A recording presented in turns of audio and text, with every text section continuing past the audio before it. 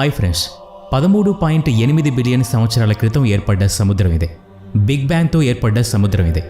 ఈ సముద్రంలో మనమంతా ఇప్పుడు ఇరుక్కొని ఉన్నాం. ఒక ఓడ సముద్రంలో చిక్కుకుపోయాం.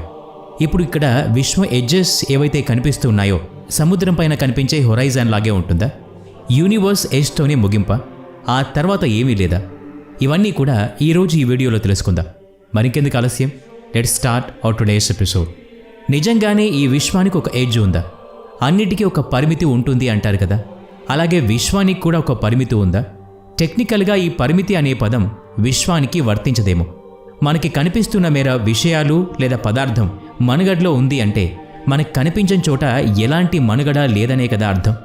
అంటే ఏది ఉన్నా అది లోపల వైపు మాత్రమే ఉంది, దానికి ఎడ్జ్ లేదు. అసలు విశ్వానికి కూడా ఒక ఎడ్జ్ ఉండాలనే ఆలోచన ఎందుకు రావాలి? ఒక మండే అగ్నిగోళం నుండి రాలిపడి కొన్ని కోట్ల సంవత్సరాల క్రితం ఏర్పడ్డ భూమి ఎంత మేర సాధ్యమో అంత మేర మాత్రమే ఏర్పడి ఉంటుంది. లేదా అది ఎక్స్పాండ్ అవుతూ కూడా వెళ్ళవచ్చు, దానికి అంతే లేకపోవచ్చు. అసలైతే ఇలాంటి ఆలోచనలన్నీ తప్పనే చెప్పాలి. అంతేకాదు, ఇలాంటి తప్పుడు ఆలోచనలకు ఎక్కడో చోట అడ్డుకట్ట వేయాల్సిందే. 1915లో బెర్లిన్లో మొదటి ప్రపంచ యుద్ధం కొనసాగుతున్న సమయంలో Albert Einstein the theory of general relativity అనే విప్లవాత్మక సిద్ధాంతాన్ని ప్రతిపాదించారు. ఈ సిద్ధాంతం విశ్వమంతటా వర్తిస్తుంది. మాస్తో గ్రావిటీ ఏర్పడుతుంది, గ్రావిటీ చలనానికే కారణమవుతుంది. ఇంత పెద్ద విశ్వంలో ఇలాంటి చలనం జరిగాక అల్లకల్లోలం చెలరేగడం సహజమే కదా. అయితే ఎక్స్పాన్షన్ లేదా కాంట్రాక్షన్, ఇది ఏమిటి అనే ప్రశ్నకు సమాధానం 13 ఏళ్ల తర్వాత దొరికింది. 1929లో అమెరికన్ వ్యోమగామి ఎడ్విన్ హబుల్ అనేక గ్యాలక్సీస్ దూరం వెళ్ళిపోవడం గమనించాడు. చల్లని సముద్రంలోకి ముక్కలైన టైటానిక్ ముక్కలు పడిపోతున్నట్టుగా ఉన్నాయి. ఎక్స్పాన్షన్ ఆఫ్ యూనివర్స్ అనే నిర్వచనానికి ఉదాహరణ ఇది. గ్యాలక్సీల మధ్య దూరం పెరగటం, nothing more or nothing less. ఈ పరిణామమే అనేక సమస్యలకు కారణం. ఈ గ్యాలక్సీస్ ఒకదానికి ఒకటి దూరంగా వెళ్ళడానికి ఏదో ఒక చర్య జరిగే ఉంటుంది. దాని ఫలితంగానే ఇవి దూరంగా వెళ్తున్నాయి అని అనుకోవటం కూడా జరిగింది. చెప్పాలంటే ఒక బిగ్ బ్యాంగ్ లాగా. అలాగని ఇది పూర్తిగా అంగీకరించే సిద్ధాంతమేమీ కాదు. బిగ్ బ్యాంగ్ సిద్ధాంతాన్ని తిరస్కరించే సిద్ధాంతాలు కూడా 2 ఉన్నాయి. 1. యూనివర్స్ ఎక్స్పాన్షన్ కోసం డార్క్ ఎనర్జీ లాంటి ఒక రిపల్సివ్ ఫోర్స్ సహాయపడుతుంది. 2. Cosmological principal. విశ్వం అన్ని వైపులా సమానంగా పంపకం చేసినట్టుగా ఉంటుంది, అంతే డెన్స్గాను ఉంటుంది. ఇన్విజిబుల్ డార్క్ ఎనర్జీ నక్షత్రాలను, పాలపుంతలను ఒకదాంతో ఒకటి కలవకుండా దూరంగా నెడుతోంది. ఇక ఇలాంటి సమయంలో బ్రహ్మాండమైన బిగ్ బ్యాంగ్ థియరీ అవసరమే ఉండదు కదా. అయినా సరే బిగ్ బ్యాంగ్ జరిగిందని మీరు బలంగా నమ్మితే కనుక కాస్మిక్ మైక్రోవేవ్ బ్యాక్గ్రౌండ్ ఇమేజ్లో విశ్వం 4 వైపులా సమానంగాను ఒకే డెన్స్తోనూ ఎందుకు కనిపిస్తోంది? ఈ విషయాన్ని మీరు మరింత సులువుగా అర్థం చేసుకోవడానికి ఒక ఉదాహరణ చూద్దాం. మన వెనకాల ఒక అగ్ని ప్రమాదం జరిగింది. ఆ ధాటికి మనం మరింత ముందుకు వెళ్తూ ఉన్నాం. అప్పుడు మన వెనకాల చాలా వెలుతురు కనిపిస్తుంది. అదే సమయంలో మనం ముందు కూడా వెలుతురు కనిపిస్తుంది. ఆ వెలుతురు వెనకాల నుండి వెనకాలే వెళ్ళిపోవాలి కదా.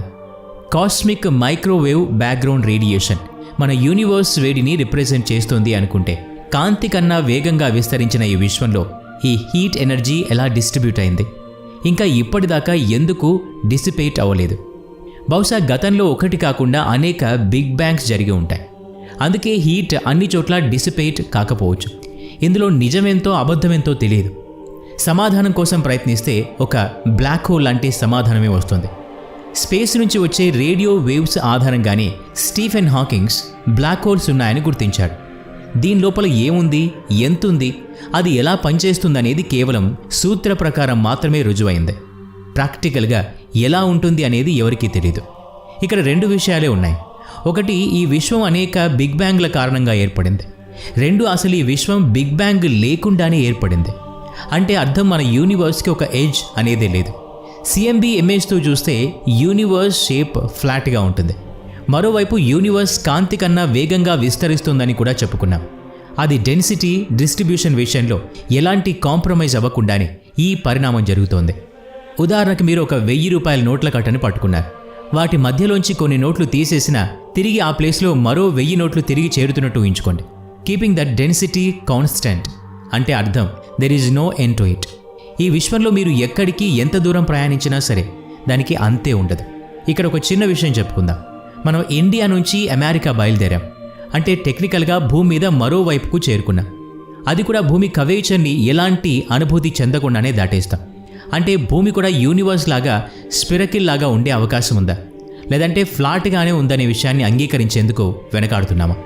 6 మిలియన్ సంవత్సరాలుగా ఈ భూమి మీద జీవిస్తూ కూడా చాలా కాలం పాటు భూమి బల్లపరుపుగా ఉందని నమ్ముతూ వచ్చాం. ఎందుకంటే వాస్తవంలో భూమి చాలా విశాలమైందే. భూమి కన్నా ఎన్నో రెట్లు పెద్దదైన విశ్వం విషయంలో ఇది ఎందుకు సాధ్యం కాదు? సరే, కాసేపటికి విశ్వం బల్లపరుపుగా కాకుండా కర్వ్ షేపులో ఉంది అనుకుందాం. అలాగని అక్కడ కూడా యూనివర్స్కి ఎడ్జ్ని ఎక్స్పెక్ట్ చేయడం పిచ్చి పని అవుతుంది. కర్వ్ షేప్లో ఉన్న యూనివర్స్ ఎక్స్పాండ్ అవుతూనే ఉంటే కనుక దాని చుట్టూ తిరిగే ఎడ్జెస్ అలా తిరుగుతూ ఎక్కడ ఒక చోట తప్పకుండా కనెక్ట్ అవుతాయి, లీవింగ్ బిహైండ్ నో ఎడ్జెస్. అప్పుడు అది అచ్చం కాస్మిక్ హొరైజాన్ లాగా కనిపిస్తుంది. అలాంటి హొరైజాన్ సముద్రం మీద కూడా కనిపిస్తుంది. మరి నిజంగానే ఆ హొరైజాన్ సముద్రం యొక్క హెజ్జా? Of course no. మీరు హొరైజాన్ మీద అడుగుపెట్టి దాని అంచులు చూద్దామనుకుంటే మీకు అంచులు కనిపించవు. తిరిగి మీరు మీ ప్రయాణం మొదలుపెట్టిన చోటుకు మాత్రమే చేరుకుంటారు. ఆరంభం అనే పదం చాలా బాగుంటుంది. ముఖ్యంగా విశ్వం ఆరంభం అనే విషయం మరింత బ్రహ్మాండంగా అనిపిస్తుంది. విశ్వానికి ఆరంభం ఎక్కడ మొదలైంది అని తెలుసుకునేందుకు ఎలాంటి సిద్ధాంతాలనైనా గుడ్డిగా నమ్మేందుకు సిద్ధపడతారు. సాధారణ ప్రజలతో పాటు శాస్త్రవేత్తలు కూడా ఇదే మనస్తత్వాన్ని కలిగి ఉంటారు. లేదంటే వారే కొత్త సిద్ధాంతాన్ని కనిపెట్టాల్సి ఉంటుంది.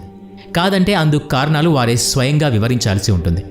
అందుకే బిగ్ బ్యాంగ్ కంటే ముందు ఏం జరిగిందనే దానికి ఎవరి దగ్గర సమాధానం లేదు. 1917లో ఐన్స్టైన్ జనరల్ రిలేటివిటీని ఫీల్డ్ ఈక్వేషన్తో ఫార్ములేట్ చేసే సందర్భంలో అందులో గ్రావిటీ ఎఫెక్ట్ని కౌంటర్ బ్యాలెన్స్ చేసేందుకు ఒక ఫిజికల్ కాన్స్టాంట్ని యాడ్ చేశారు. దానికి ద కాస్మోలాజికల్ కాన్స్టాంట్ అని పేరు పెట్టారు. ఇలా ఎందుకు యాడ్ చేసి చెప్పాల్సి వచ్చింది అంటే అంతవరకు యూనివర్స్ మూవ్ అవుతూ ఉంటుందని ఎవరూ నమ్మేవారు కాదు. స్టేటిక్ యూనివర్స్ని జస్టిఫై చేయడానికి, గ్రావిటీని కౌంటర్ చేయడానికి ఎవరో ఒకరు కావాలి. శాస్త్రవేత్త హబుల్ యొక్క ఎక్స్పాండింగ్ యూనివర్స్ డిస్కవరీ తర్వాత 1931లో ఐన్స్టైన్ ఈ కాస్మోలాజికల్ కాన్స్టాంట్ థియరీని వెనక్కి తీసుకున్నారు. ఆ తర్వాత చాలా దశాబ్దాల పాటు అంతా సవ్యంగానే సాగింది. విశ్వానికి సంబంధించిన విషయాల్లో ఎలాంటి సమస్యలు తలెత్తలేదు. తిరిగి 1998లో మరో కొత్త సిద్ధాంతం వెలుగులోకి వచ్చింది. విశ్వం కేవలం ఎక్స్పాండ్ మాత్రమే కావట్లేదు, ఎక్స్పాన్షన్తో పాటు మరింత వెలుతురును కూడా ప్రసరిస్తుందనే వాదన బయటకు వచ్చింది. యాక్సిలరేటింగ్. ఈ విశ్వంలో ఒక ప్రత్యేకమైన శక్తి ఉంది. అది గ్రావిటీకి వ్యతిరేకంగా పనిచేస్తోంది. అది చాలా శక్తిని కలిగి ఉంది. ఆ శక్తి డార్క్ ఎనర్జీ. దీన్ని వాక్యూమ్ ఎనర్జీ అని కూడా అంటారు. గ్రావిటీకి వ్యతిరేకంగా ఏదో ఒక శక్తి విశ్వంలో ఉందనే కదా ఇంతకాలం నుండి ఐన్స్టైన్ చెప్పారు. దాని శక్తి గ్రావిటీ కన్నా ఎక్కువై ఉండాలి, లేదంటే సున్నాగా అయినా పరిగణించాలి. ఈ థియరీ కొంచెం అసంపూర్తిగా అనిపించడం సహజమే కదా.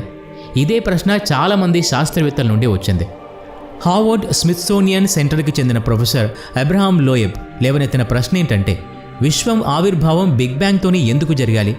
బిగ్ బౌన్స్తో కూడా జరిగి ఉండొచ్చు. ఆలోచించాల్సిన విషయమే. ఇన్ని వైపులా సమానంగా కనిపించే కాస్మిక్ మైక్రోవేవ్ బ్యాక్గ్రౌండ్ ఇమేజ్లో 68% డార్క్ ఎనర్జీ ఉంది. ఈ డార్క్ ఎనర్జీ ఎక్కడి నుంచి వచ్చిందనడానికి ఎలాంటి సోర్స్ లేదు. బిగ్ బ్యాంగ్ థియరీలో ఇప్పటికీ అనేక ప్రశ్నలు తలెత్తుతున్నాయి. కాబట్టి ప్రత్యామ్నాయ సిద్ధాంతాల మీద కూడా దృష్టి పెట్టాలి. బిగ్ బౌన్స్ లాంటి విషయాల గురించి కూడా ఆలోచించాలి. ఈ సిద్ధాంతం ప్రకారం ఈ విశ్వం ఒక వాక్యూమ్ ఎనర్జీతో నిండి స్పెరికల్ సోర్స్ లేదా హైపర్ స్పేస్లో ఒక భాగం కావచ్చు. ఈ కారణంగా వాక్యూమ్ ఎనర్జీ బయటికి పుష్ అవుతూ ఉంటుంది. అవి బుడగల్లా మారుతూ లోపలికి బయటికి కదులుతూ ఉంటాయి. ఇందులో ఏ శక్తి అయినా పరిమితికి మించి వ్యాకోచించినప్పుడు తిరిగి ముడుచుకుపోయే అవకాశం ఉంటుంది, లేదంటే శక్తివంతంగా విచ్ఛిన్నం కావచ్చు. అయితే వాక్యూమ్ ఎనర్జీ మాత్రం ఎప్పుడూ కాన్స్టెంట్గా ఉంటుంది. ఇది ఎలా సాధ్యం? బ్లాక్ ఎనర్జీ మరింత శక్తివంతంగా ఎలా మారుతోంది? మీ సమాధానం కామెంట్ రూపంలో తెలియచేయండి. వీడియో నచ్చితే లైక్ చేయండి, షేర్ చేయండి. ఇలాంటి మరిన్ని వీడియోస్ కోసం ఈ ఛానల్కి సబ్స్క్రైబ్ చేసుకొని బెల్ ఐకాన్ మీద క్లిక్ చేయండి. నెక్స్ట్ వీడియోలో మళ్ళీ కలుద్దాం. Thanks for watching.